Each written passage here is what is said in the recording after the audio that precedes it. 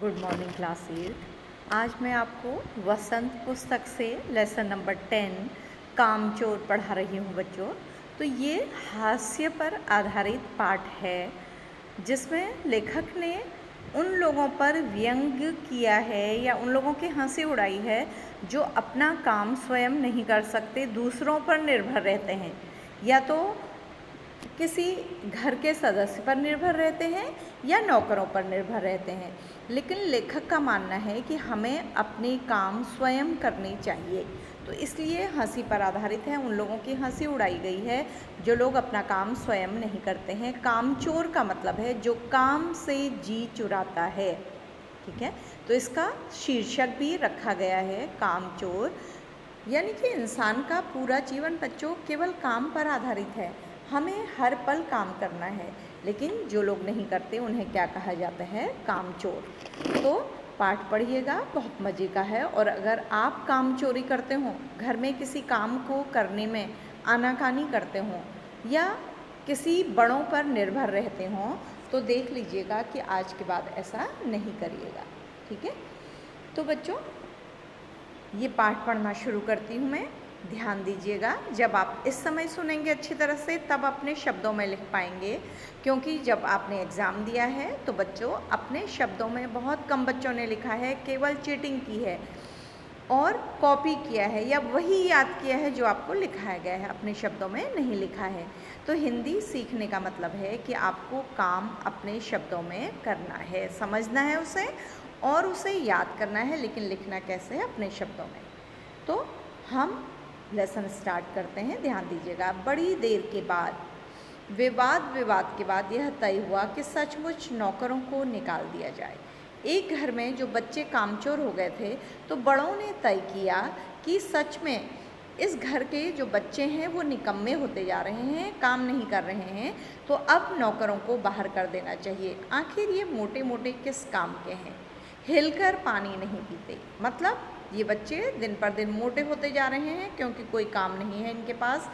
यहाँ तक कि ये एक जगह से दूसरी जगह हिलकर पानी पीने का मतलब है बच्चों कि अपना पानी पीने के लिए भी नहीं उठते हैं। इन्हें अपना काम खुद करने की आदत होनी चाहिए। तो उन्होंने सोचा कि इन्हें अपना काम खुद करना चाहिए। कामचोर कहेंगे तो उन्हीं को कहा गया है कि काम से जी चुराने वाले लोग। तुम लोग कुछ नहीं, इतने सारे हो और सारा दिन ऊधम मचाने के सिवा कुछ नहीं करते। तो बड़ों ने कहा कि तुम कुछ भी नहीं करते हो, बच्चों से सारे दिन शैतानियाँ करते हो और कोई काम नहीं करते हो। और सचमुच हमें ख्याल आया कि हम आखिर काम क्यों नहीं करते। तो बच्चों को अचानक लगा कि वो काम क्यों नहीं करते, खुद पर ही प्रश्न किया। हिलकर पानी पीने में अपना क्या खर्च होता है? तो उन्होंने सुना था कि बड़े लोग उनको कह रहे हैं कि हिलकर पानी नहीं पीते हैं, तो उन्होंने एक जगह पर बैठकर जो उनके पास पानी रखा था उसको हिल हिल कर पीना शुरू कर दिया। आप समझ रहे हैं बच्चों? वो किसी बात को समझ ही नहीं रहे हैं और एक ही जगह पर घूम घूम कर हिल हिल कर उन्होंने पानी पीना शुरू कर दिया। तो है ना मज़े की बात? किसी बात को नहीं समझो, उसको उल्टा समझ लो, ठीक है। हिलने में धक्के भी लग जाते हैं और हम किसी के दबैल तो थे नहीं कि कोई धक्का दे तो सह जाएं।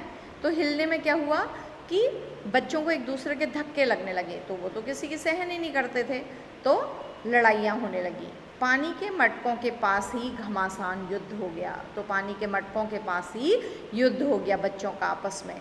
किस लिए? क्योंकि जब वो हिलकर पानी पी रहे थे तो एक दूसरे को धक्का लग गया होगा। सुराहियाँ उधर लुढ़की, तो होने क्या लगा कि जो पानी की सुराहियाँ थी, मिट्टी का बर्तन था, वो लुढ़क गया और टूट गया। मटके इधर गए, कपड़े भीगे सो अलग। मटके भी टूट गए, सुराहियाँ भी टूट गई और उनके कपड़े भी भीग गए। यह भला काम करेंगे? अम्मा ने निश्चय किया। तो अम्मा को उनको देखकर लगा क्या ये बच्चे कोई काम कर सकते हैं? क्योंकि उन्हें बचपन से अपना काम करने की आदत नहीं थी। बच्चों होना ये चाहिए कि बच्चों को बचपन से ही अपना काम करने की आदत होनी चाहिए।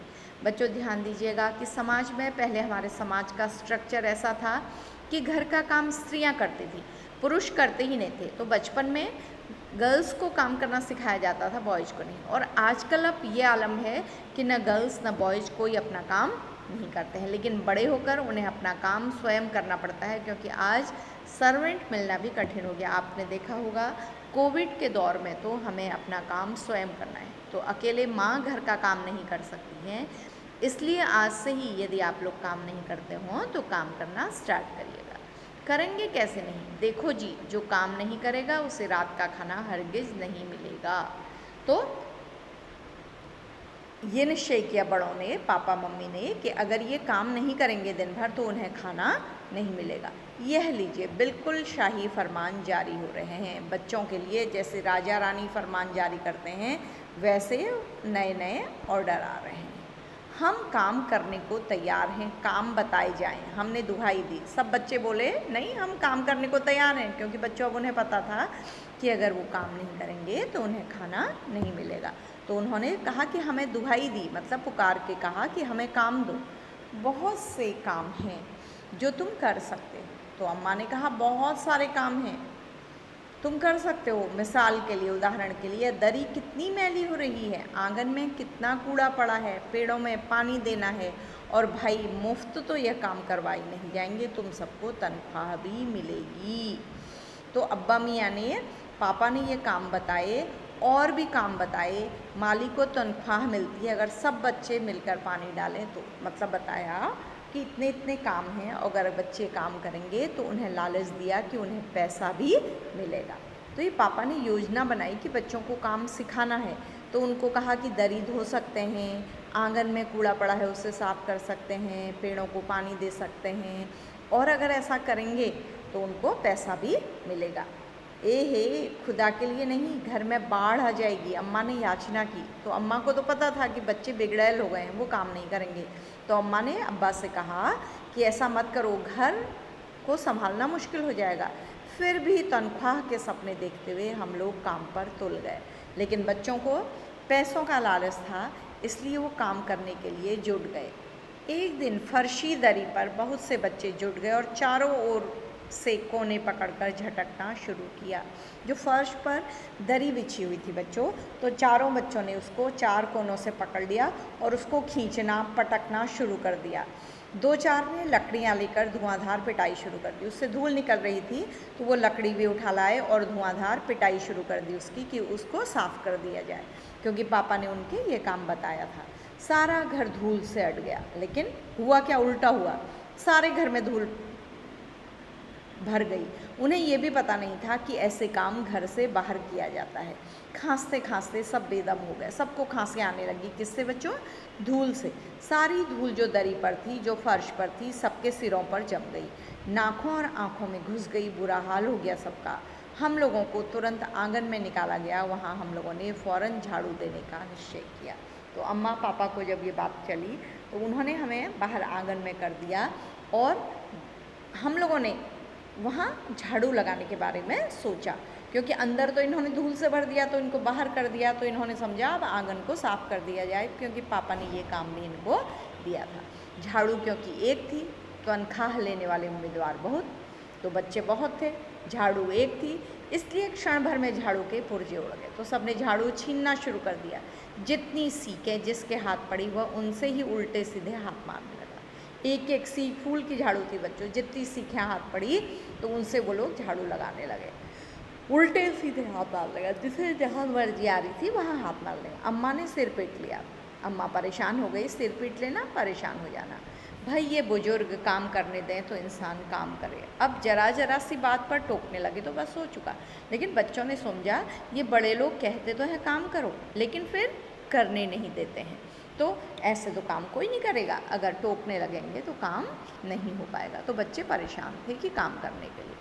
असल में झाड़ू देने से पहले जरा सा पानी छिड़क लेना चाहिए था। फिर उन्हें लगा कि झाड़ू देने से पहले, क्योंकि धूल उड़ जाती है, पानी डाल लेना चाहिए थोड़ा।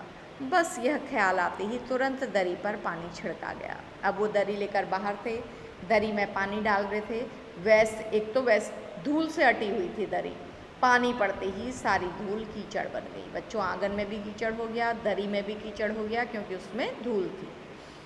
अब सब आंगन से भी निकाले गए। अब बच्चों को क्या कर दिया? आंगन से भी बाहर कर दिया। तय हुआ कि पेड़ों को पानी दिया जाए। अब काम जो बच गया था, दो काम बिगाड़ चुके थे, अब काम जो बच गया था पेड़ों को पानी देने का। बस सारे घर की बाल्टियाँ, लोटे, तसले, भगोने, पतीलियाँ लूट ली गई। सारे बर्तन जो घर में थे खाना बनाने के, खाना रखने के, खाने के, सब ले आए बच्चे।